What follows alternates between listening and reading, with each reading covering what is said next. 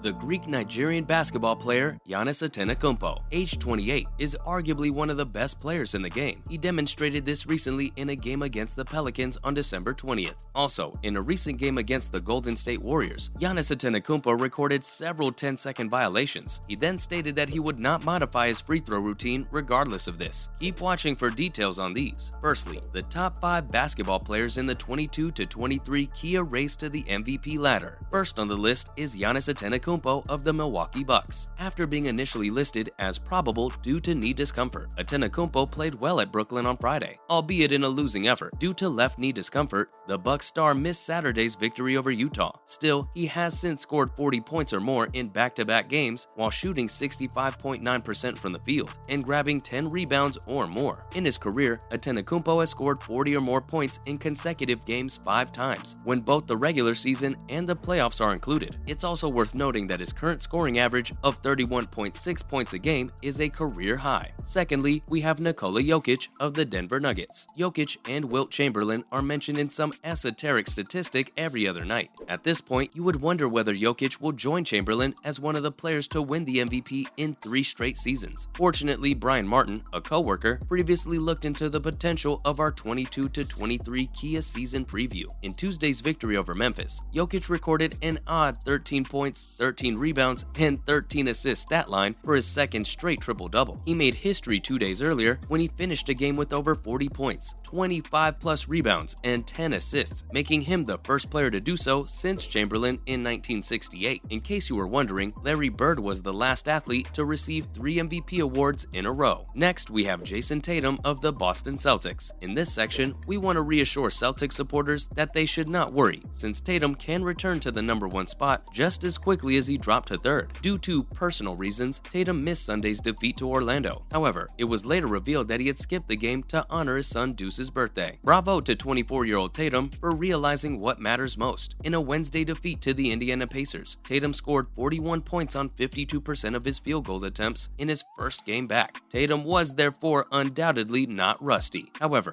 he must help Boston in finding its bearings, given that it's lost 5 of its previous 6 games from December 10th to the 21st. Boston Celtics initially won 8 of 9 games from November 23rd to December 7th. The 4th on this list is Kevin Durant of the Brooklyn Nets. If we include the playoffs, Durant's matchup with Antetokounmpo ends their head-to-head tie. The series, which has been played out 24 times, is tied 12-12, thanks to Antetokounmpo's 43 points and 14 rebounds in a Bucks victory on October 26th. Since Durant spearheaded a Nets revival, that Brooklyn club was very different from what we anticipate on Friday at Barclays Center. It makes sense that the league's top scorer gets lots of praise for his offensive prowess. He's also been a defensive leader for a Nets team that is 12-3 in big games this year, with 8 steals in his last 5 games. And lastly, we have Ja Morant of the Memphis Grizzlies. The league's most formidable backcourt pair was on display once more on Friday in Phoenix, before playing in the game against the Suns. Desmond Bane was labeled as questionable due to a sprain in his right big toe. He shook off some rust by scoring 17 points on 30.8% of his shots. Bane has missed 17 games due to the toe injury, but Morant on Thursday hinted at Bane's impending comeback by posting his backcourt partner's jersey number. It's important to note that despite Morant and Bane's early success, they had yet to play a game with Jaren Jackson Jr., who missed the first 14 contests. Giannis Antetokounmpo says he won't modify his free throw routine, despite facing multiple 10-second violations during their game against the Golden State Warriors. Giannis Antetokounmpo stated that he will not change his free throw routine. The Milwaukee Bucks' Giannis Antetokounmpo is having yet another outstanding season. He's once again in the running for the MVP award, thanks to his 31.1 points per game average, which is a career high, along with his 11.3